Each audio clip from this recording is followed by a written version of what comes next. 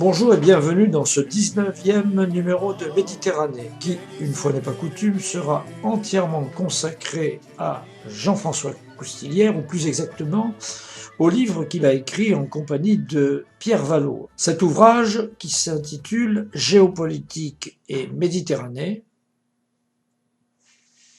une somme en 2 volumes. Le premier volume étant consacré à la Méditerranée, un espace imaginaire et fracturé. Le second volume traitant de la Méditerranée, stratégie en présence et en jeu. Voilà. Nous voudrions, avant de commencer, demander à M. Coustillière de se présenter, parce qu'on le connaît tous, mais d'où vient-il? Pendant 35 ans, j'ai été officier de marine et j'ai terminé cette carrière avec le grade de contre-amiral. À l'issue de cette carrière, j'ai créé un cabinet de conseil, de consultance si on peut dire, qui avait pour vocation de s'intéresser aux questions méditerranéennes, les relations entre l'Europe et la Méditerranée. Cette initiative m'a conduit à revenir à ce qui était à la fois mes origines familiales et mes passions. Quant à moi, j'ai effectué une grande partie de ma carrière en Méditerranée, sur des bateaux qui naviguaient en Méditerranée, puis j'ai contribué à la création d'une école pour l'armée tunisienne, puis j'ai rencontré énormément de gens à titre professionnel ou privé tout autour de cette Méditerranée.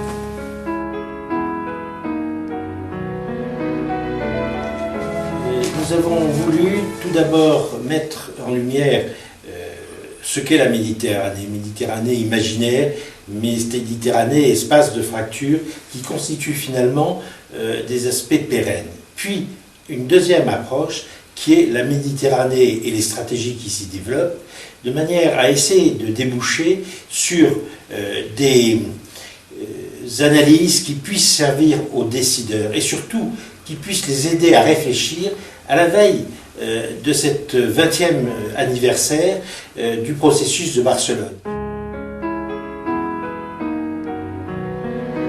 C'est certain, la Méditerranée aujourd'hui est troublée, elle est en proie de nombreux soulèvements, et on le voit bien tout autour de cet espace marin, que les crises s'amplifient, se développent.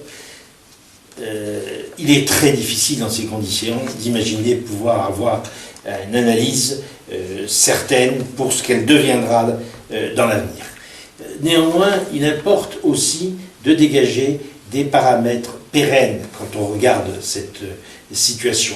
Et ces paramètres pérennes devraient permettre de fixer des axes d'effort. Et ces axes d'effort aujourd'hui, on peut penser que compte tenu du devenir de chacun des pays qui bordent la Méditerranée, ils devront conduire à réviser nos ambitions, réduire celles-ci, faire en sorte qu'elles soient plus pratiques, et probablement que nous irons vers des relations plus modestes. Là, le concept de Méditerranée, l'expression même de Méditerranée, est finalement arrivé dans l'histoire humaine tardivement, 17e, 18e siècle. Ce concept de Méditerranée en tant qu'ensemble humain, géographique, politique, est donc très tardif. Il a été très décrié. Il est en grande partie dû à la politique française. De nombreux politologues aujourd'hui encore contestent la réalité de cette expression de Méditerranée. Que peut-on mettre dans ce projet méditerranéen? Je crois que, en fait, la particularité de ce projet méditerranéen est un projet tourné autour de l'homme.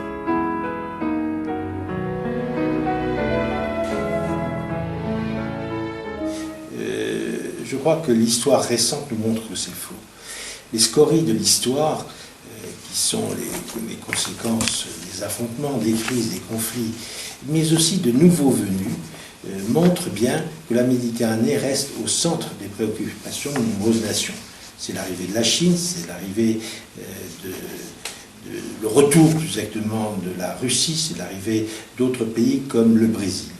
En fait, la Méditerranée, qu'on le veuille ou non, reste d'abord un lieu de circulation des biens et des hommes, notamment dans l'approvisionnement des États-Unis et de l'Europe en matière de ressources énergétiques, mais aussi un espace de projection de puissance très important pour les États-Unis, qui s'intéressent toujours autant à Israël et souhaitent garder la main sur ce qui se passe au Proche-Orient et dans le Golfe. Donc, on voit que des événements en Méditerranée irriguent ainsi que l'État islamique et cette idée folle de califat jusqu'en Asie, justement, dans les Philippines, en Indonésie. Et la Méditerranée reste par nécessité le lieu d'un certain nombre de coopérations, de solidarité qui sont mis en œuvre avec des initiatives, notamment européennes, mais pas seulement, le processus de Barcelone, la politique européenne de voisinage, etc., afin, dans le souci qu'ont ces grandes puissances, de maîtriser encore ce qui se passe en Méditerranée et d'éviter que la situation se dégradant, elle n'impacte le reste du monde.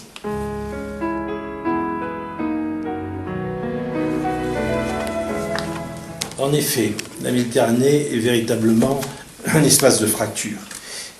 La fracture existe majoritairement entre le nord européen et le sud et sud-est, qui essentiellement est fait de pays dénommés pays partenaires de la Méditerranée et qui, pour leur plus grand nombre, sont des pays arabo-musulmans, auxquels il faut ajouter la Turquie et Israël. Ces fractures, elles sont d'ordre politique tout d'abord.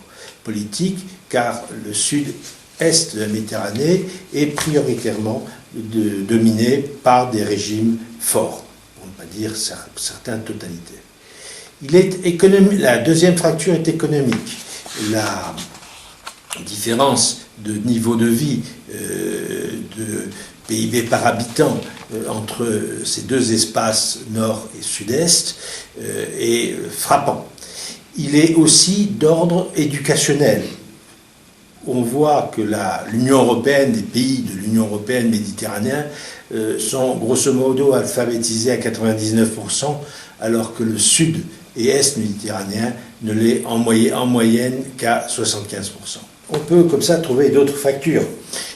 Toujours est-il que ces fractures ne contribuent pas à des relations apaisées entre ce nord et ce sud-est. Alors on a vu avec 2011 la tentative de démocratisation avec les révoltes arabes. Est-ce que ces démocratisations seront la réponse à un apaisement de ces relations ou non?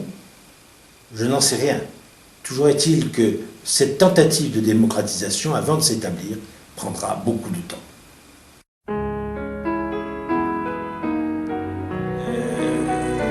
Derrière ces crises, il y a ces fractures dont on parlait et qui engendrent évidemment des troubles.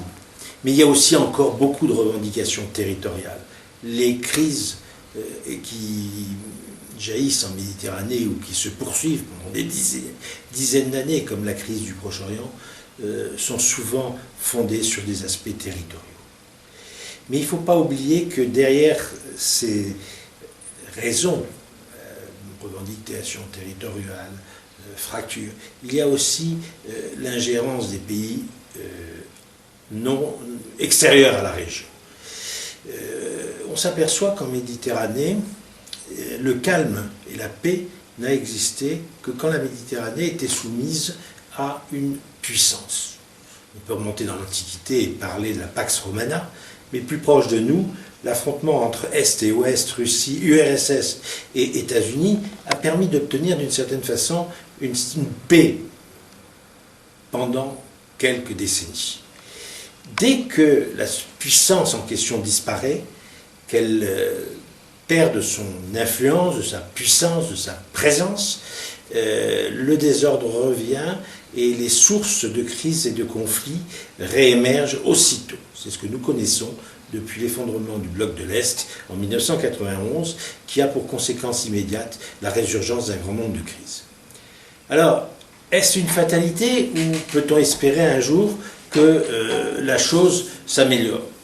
on pourrait imaginer que la disparition des superpuissances, des empires, des superpuissances, puisse conduire à une meilleure gestion des problèmes ancestraux et qu'on débouche à terme sur la paix. Je ne sais pas si c'est possible, je ne sais pas si c'est envisageable. Toujours est-il qu'il y a une chose certaine, c'est qu'on ne peut pas imaginer que la paix soit amenée par des intérêts extérieurs qui donnent bien sûr priorité à leur stratégie aux dépens des pays de la région et notamment des riverains de la Méditerranée. Les grands acteurs régionaux, j'en verrai trois: l'Union européenne, la Turquie, la France. L'Union européenne, elle a aujourd'hui une attitude délicate dans la mesure où elle a été échaudée par les différentes initiatives qu'elle a lancées. Je pense notamment au processus de Barcelone, politique européenne de voisinage, et depuis les révoltes arabes de 2011, elle cherche une solution. Et cette solution, pour l'instant, elle n'arrive pas à la trouver, elle n'a pas encore défini une véritable stratégie. La Turquie, elle, est complètement focalisée sur le problème des Kurdes. Toute sa politique, toutes ses relations internationales relèvent du souci que les Kurdes restent, pour ce qui est des Kurdes turcs, sous sa domination et qu'il n'y ait pas la création d'un État kurde. Quant à la France, elle est membre de l'Union européenne et d'une certaine façon, bien évidemment, elle est liée à la politique de l'Union européenne en Méditerranée. Elle a été un membre assidu et actif des différentes initiatives du processus de Barcelone jusqu'à l'Union pour la Méditerranée. Pour autant, elle a aujourd'hui des doutes sur ce type de coopération et aujourd'hui, elle manifeste surtout une relation bilatérale avec les différents pays de la Méditerranée, riverain sud de la Méditerranée, et elle pêche, selon moi, essentiellement par un manque de stratégie qui soit visible et réellement identifiable. C'est une réponse aux événements les uns derrière les autres. Alors ensuite, il y a d'autres initiatives comme l'Union du Maghreb arabe, le 5+1, qui sont des initiatives de puissance de la région. Je n'approfondirai pas ici.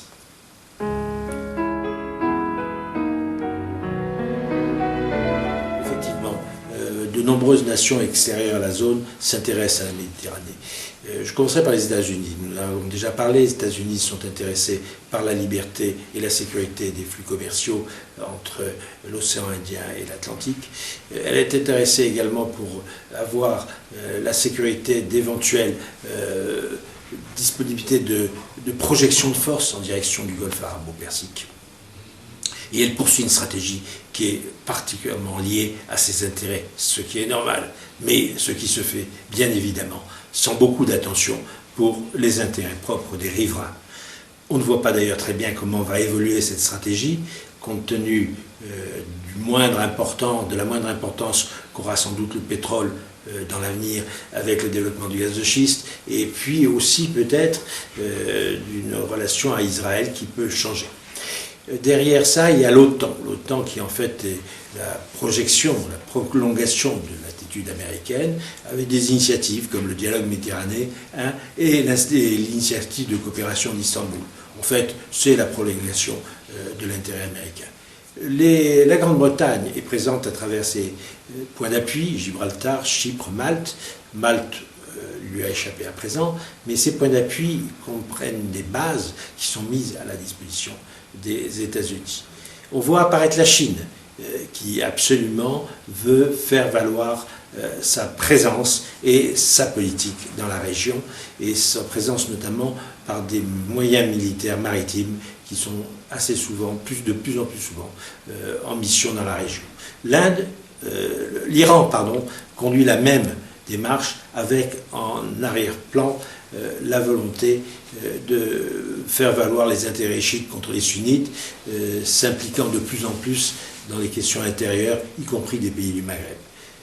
La Russie réapparaît aussi dans la région avec la volonté de gagner une reconnaissance internationale. On la voit dans le conflit en Syrie, on la voit dans le conflit avec l'Ukraine. Elle affirme sa présence et elle veut retrouver des points d'appui en Méditerranée, notamment à l'attaquer en Syrie, mais aussi dans d'autres endroits.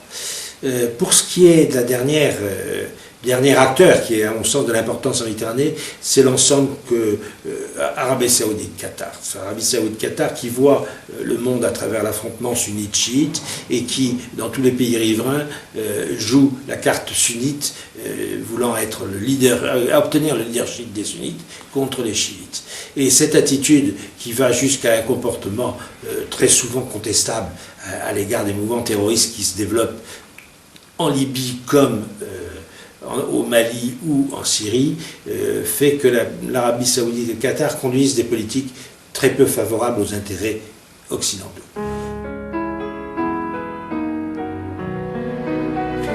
Non, bien sûr, on n'a parlé que des plus puissants, de ceux dont les attitudes déterminent le devenir des pays riverains.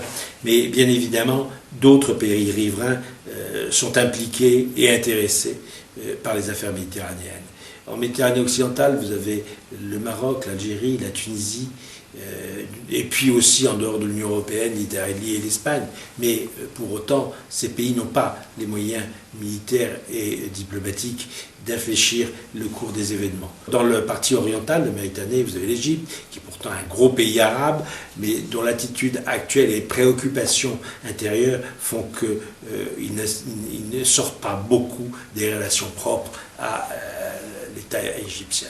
Enfin, bien évidemment, la Syrie, mais vous comprendrez qu'elle a d'autres préoccupations, la Jordanie, le Liban, tous ces pays-là sont concernés, impliqués, mais par manque de moyens, par préoccupation intérieure, je pense que j'ai sauté la Libye, par préoccupation à l'intérieur, elles sont moins présentes dans la gestion des affaires méditerranéennes.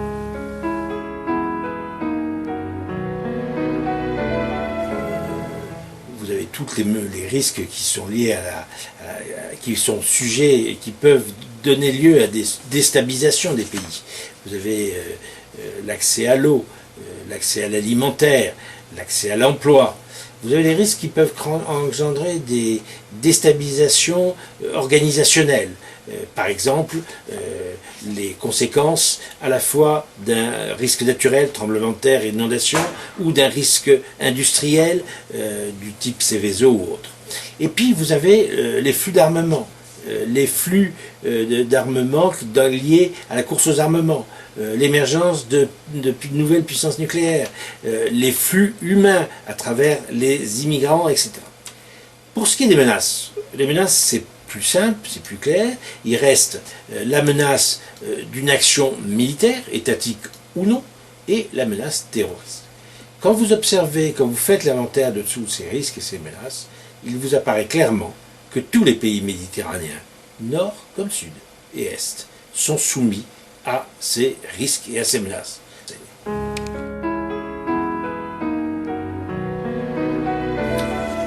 Oui, parce que l'inégalité de niveau de vie, la suspicion du nord vers le sud sont des caractéristiques et des attitudes qui nourrissent l'hostilité et qui, de facto, peuvent nourrir à la fois l'hostilité et l'instabilité.